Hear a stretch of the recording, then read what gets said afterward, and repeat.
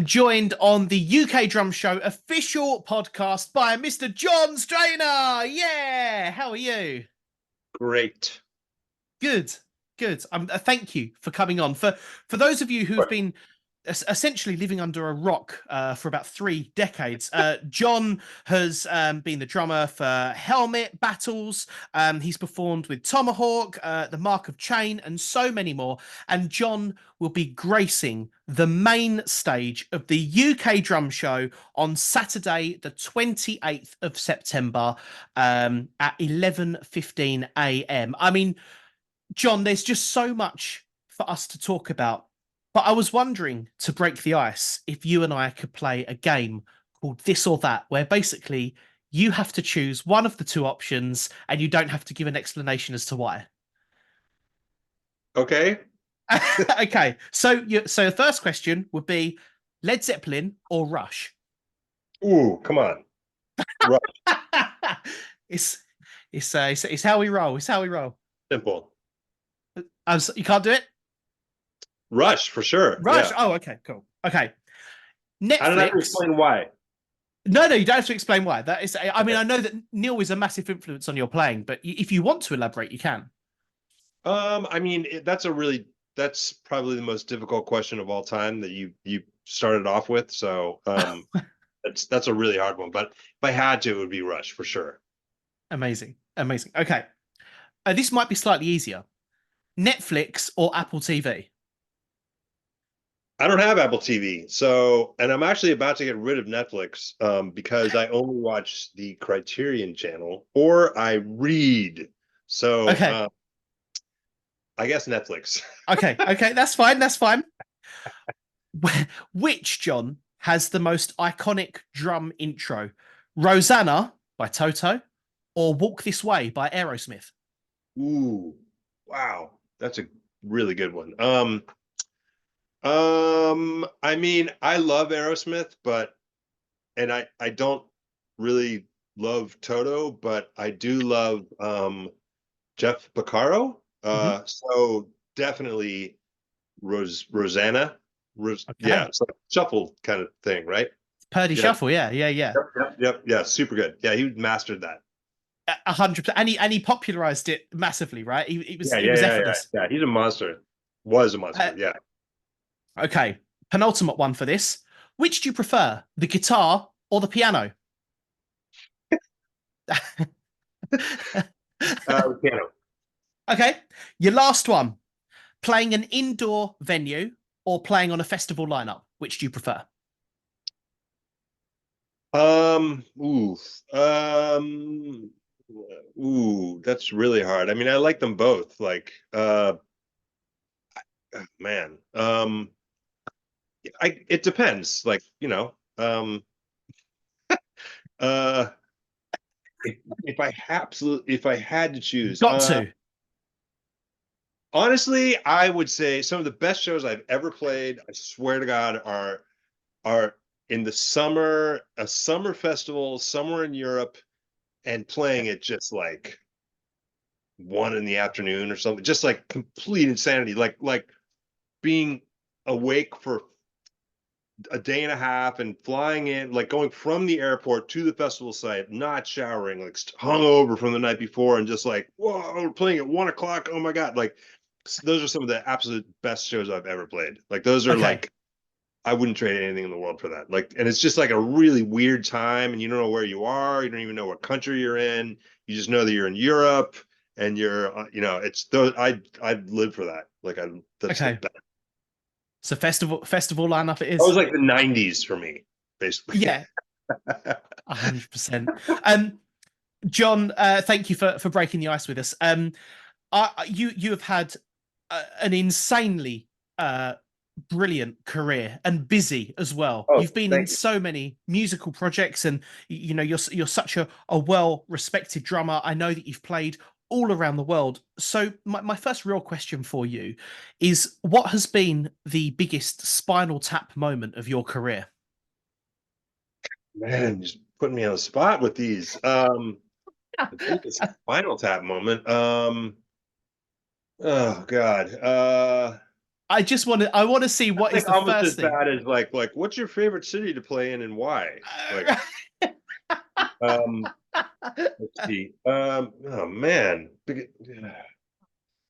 Oh, any stories spring to mind, and would you like um, to name and shame some people? No, I'm joking. well, I mean, a Tomahawk show somewhere there was I fell into a hole on the stage. Um, No. yeah. There was a hole. I was like, was that a festival or I don't even remember. It was like it was a show and I'm playing and right behind the drum set is like a crater. Like that and it wasn't like thank you good night like whoop. It wasn't that bad, but I think I fell into the hole. It wasn't very deep, but it was still really embarrassing. Dude, falling into a hole on stage is about as Spinal Tap as it can Not get. many So people that saw it, but the some friends of mine saw it. I mean, enough people saw it. That was pretty good. Yeah. that's an amazing story. That's amazing. You're coming over to the UK to play the main stage of the UK drum show, and we are so excited to have you, and so Awesome. excited to see what you bring to the table. Can I ask, having had such an amazing career that spanned, decades, what does it mean to you to be asked to play the main stage at arguably the biggest drum show in the world? Uh, what does it mean? Yeah. I'm really flattered to come over. I don't really know that much about it. I'm like really looking forward to it. This is very new to me. I have only been to NAM twice. Once like a million years ago, and then once maybe 5 years ago. So I'm not that familiar with the drum show industry kind of convention sort of thing. So I don't really know that much about it, but I'm really looking forward to it. I think it sounds super fun. I mean, Roland just asked me if I wanted to do it, and I just said, of course, like why not?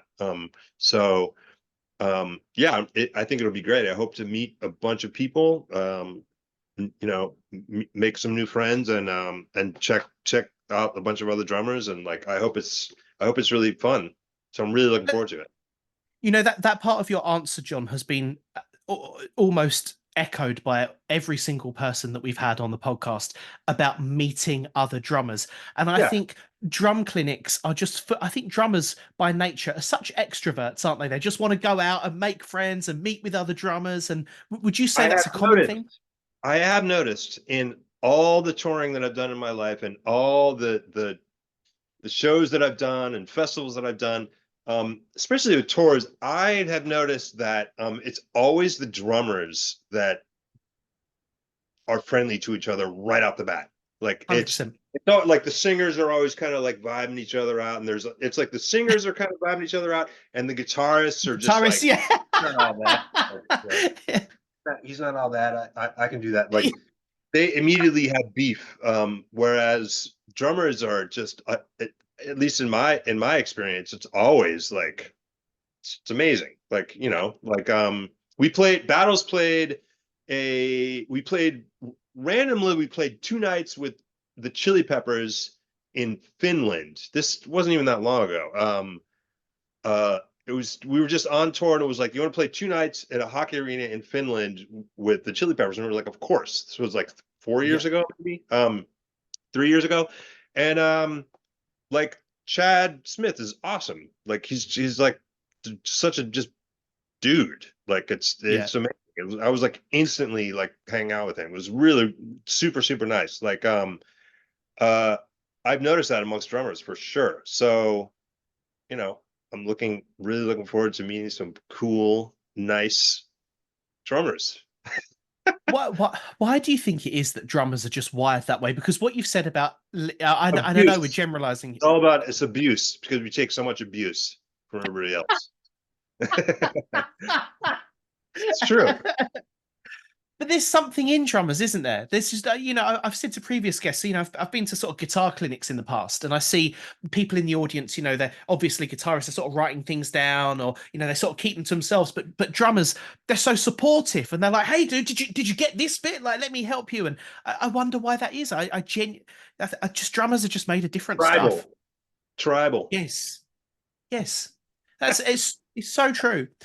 Yeah. Um, I have to ask you with battles, you famously have a crash cymbal that's about the same height as the Eiffel Tower. I believe its last measurement was there or thereabouts. What what is that? Where did that come from? What for what reason did you think I'm going to have a crash cymbal that's like 6 foot high? How was that born?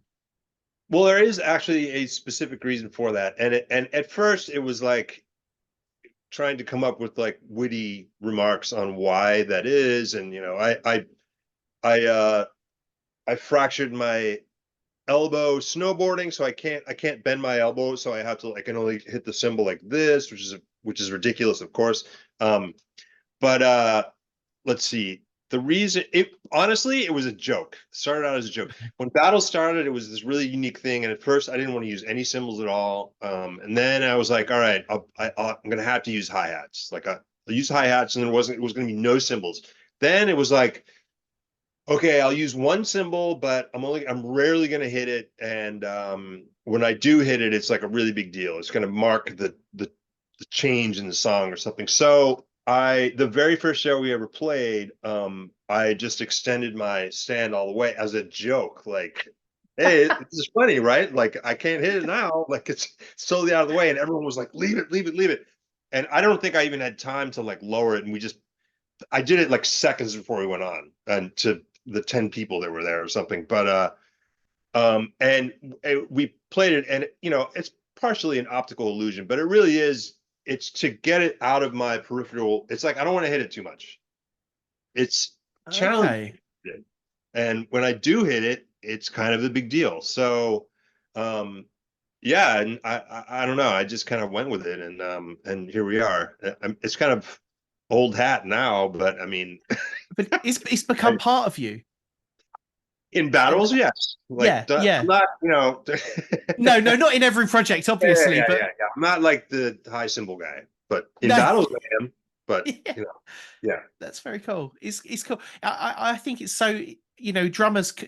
I guess the way most drummers would want to have a gimmick or to be looked at would be to just add more drums, become Terry Bozzio or become Mike Portnoy. But actually the fact that you've still got like a fairly small kit with battles, but just this crash cymbal that's like 9 feet in the air is just that in itself is quite Spinal Tap, actually. Oh yeah. 100%. One thing I want to ask you about is how you accidentally became a professional DJ.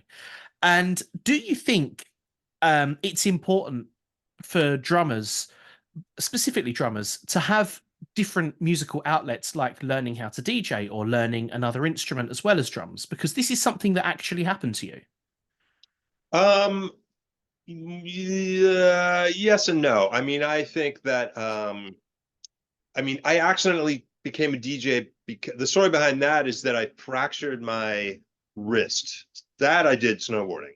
This is a really long time ago. Super long time ago. I had a hairline fracture on my wrist, and it was in a cast. And I think I've always had a lot of records. Yes. Um, and let's see. And okay, no, someone was like, I need you to fill in for me on Wednesday night at this place, Bob, in Lower East Side. And I did, and I was like, wow, this is cool. I can get paid for this, and this is kind of fun. And it was right after Helmet. It was right after Helmet broke up. Hmm. So I'm just kind of bummed out. The phone's not ringing, and I have a fractured wrist, and I'm just like super depressed. Like, wow, is this it? And should I go back to school? Like, what's going on? Like, and Hmm. it was like this really weird point in my life that lasted about a year. But and then I just immediately I started taking it really serious. And then yeah, the next thing I knew, I was like DJing. I mean, for about a little over a year, I was doing 6 nights a week, which back Wow. then was a lot. I mean, that's like from 10 to 4 in the morning for 6 nights a week.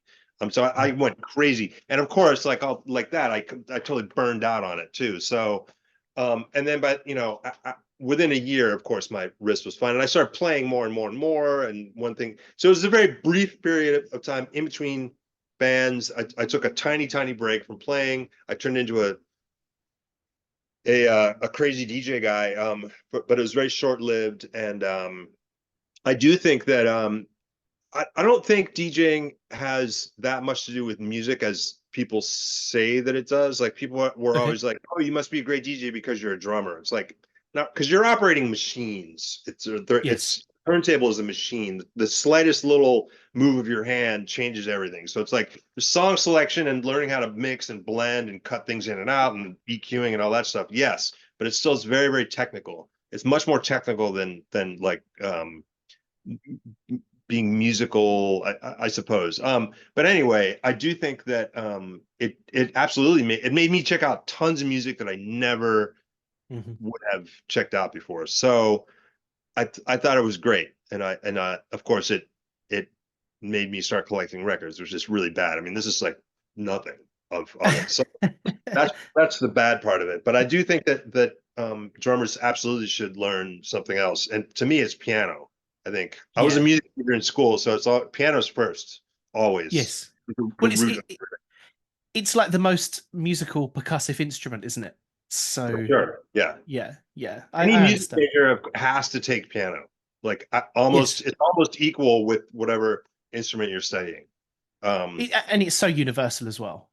for sure. Yeah. Yeah, I get that. Obviously, over your career, you've seen so many changes within. You're talking about technology there with your DJing and and within your career, I'm sure you've seen the upsurge of how technology influences music. From when you first started out to where we are today.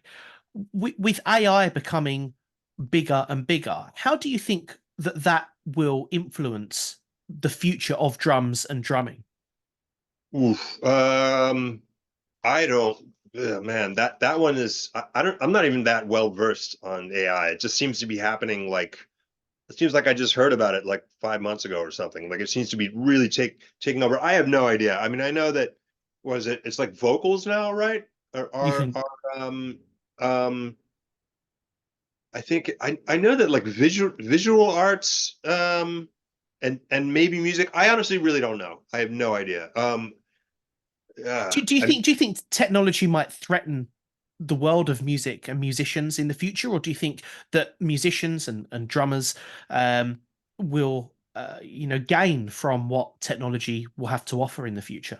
I don't think I don't think it's ever going to take away from people are always going to be creative. There's always going to be drummers. It's always going to go back to the primitive like beating on something. Like drums are not going to go anywhere. I don't care what anyone says. It's not like I mean, I barely remember in the early 80s everyone was freaked out about Lynn drums taking over everything where it was like in pop music, Prince and stuff. It's like, oh, you don't need a drum anymore, now there's Lynn drums. And it was like the very very early stages of programming drums where it was like modern pop music for a little while in the early 80s was all about programming drums and live drummers like freaking out like I don't know what I'm going to do. And Mm, that of course that didn't last. And I don't think that I mean even now it's like in my lifetime I've seen even in like hip hop production where in the 90s like boom bap stuff was about getting isolated snares and isolated kicks from like all over the place. And now it's like everyone just has you don't even have to dig anymore for that. It's everyone has sound libraries. It's like, um just Blaze or the Alchemist has their drums available to anyone. So mhm. it's still fun to do that, but I'm saying, or at Ableton, there's a million drum presets and Yeah. sounds. You don't even have to like they just fall right onto your lap. These incredible sounds, um, and I still think that people are still going to use interesting ways to work with that. I think. You So I think don't. it will come full circle? They'll always come back to the I live think it's musician. constantly going full circle. Mhm. I don't think. Mhm. I think music would have been dead a long like creating live music would have been dead a long, long time ago. I don't Yeah. think the holograms are gonna holograms are gonna play like that whole thing is I still think people want to see I actual agree. people playing their instruments, whether it's at Madison Square Garden or whether it's at a tiny little club. It doesn't really Mhm. matter. Something there's always gonna be an audience for that. Well, talking about something that's not a tiny little club is the main stage of the UK Drum Show, which you've Oh, mentioned a moment ago that you are nervous. obviously. You're going to be gracing the stage on the Saturday, which is so exciting. I've asked this question to all the drummers appearing on the podcast, so I have to obviously ask you. What are you going to be bringing to the table and to the weekend, John, that might differ from what other people and what other drummers might be doing? And to give you some examples, Nick Collins said that he was going to try and make his session quite interactive by, talking to the audience and getting like a Q&A sort of going. Lena Anderberg, Zara Larsson's drummer, was she played her cards quite close to her chest. She didn't want to give too much away, so being a little bit mysterious there. The amazing Chris Coleman said it will just be a miracle if he turns up. So, what do you think? What do you think you're going to be bringing to the table, John? That people can start to get excited about for September. Um. Oof. That's a hard question to answer. I mean, I don't know. I think I'm just. I don't even know what I'm going to do yet, to be honest. I'm going to play, and if anyone wants to ask me anything, yeah, I'm all about an interact. I mean, this is not a concert of me just up there playing a bunch of drum fills, and then like I'm not going to show up and do a prefabricated, like written out drum solo for 45 minutes and leave. That is really boring to me. And I would never want to do that. I mean, maybe other people would kill it. I can't even do that. Even like, so, I would love to play. I will do what anyone wants me to do. And I think it should be fun, and I think it should be super informative, because the bottom line is that everyone there is about drums and about playing Mhm. drums, and how do you do this and why do you do that, and to either better themselves, or they're just curious or whatever. So that's what it's really all about, to me, at least. So Yes. I don't you know I don't have any fireworks or anything. Okay. We'll But see. I think. Honestly, I really don't know. I got a ways to prepare, so who Okay. knows. Okay. Well, that's cool. That gives us something to look forward to for sure. My last question, John, is the weekend of the UK Drum Show is obviously filled with drummers, drum enthusiasts, musicians from around the world, all walks of life and of all different ages. What would your advice be to a drummer attending the weekend that's maybe coming to see you perform and see on the main stage? What would your advice be to an aspiring drummer of any age that wanted to climb the ladder to success in the way that you have done over the years? uh Success, I don't I mean, I think I'm the worst person to ask that, because I don't consider No. myself like successful. I consider myself lucky to be able to make a living doing exactly what I've always wanted to do. Like, um always, um letting like the money come to me, rather than like going after the money, or going after like, oh, like the newest like trends come and go, and just I don't know, like I think it's really all about just being totally 100% true to yourself. Mm, Because if you're going to attempt, or if you really want to dedicate your life to being a musician, and especially dedicate your life being a drummer, it's like that's pretty hard. That's really difficult. I can't tell you how many people I've met in my life that are like, oh, I really wanted to be a drummer, but I became a lawyer instead. Like, whatever. That's great. That's super. That's amazing. But so I think to really follow your dream, takes a lot of courage to do that. I mean, it's like, yes. I'm still nervous. I'm old, and I'm still nervous. So like, I'm not like a millionaire, like, so it's hard living in New York. I've managed to live in New York since for a long time now. So there's a really difficult city to live in. It's super expensive. Um, you have to hustle, constant hustle. So it's not easy, but I do think that it's, in the end, if you follow, if you want to be a musician and that's all you want to do, you're already kind of crazy to begin with. So you might as well like really embrace it and just totally go for it, because it's don't half step anything. It's like, you know what I mean? Like, and everything will always work out in the end if you are true to yourself. I fully believe in karma. I think that if you treat others in a good and positive way, it's gonna eventually come back to you. Mhm. So yeah, I don't know. That was corny, I know, but it's kind of true. John, it has been an absolute pleasure having you on the UK Drum Show official podcast. You'll Thank be you. gracing the stage on the 28th, Saturday, the 28th of September at 11:15 a.m. Tickets are obviously available now. And John, thank you so much, and we will see you in September. Fantastic. I cannot wait. I'm really looking forward to it.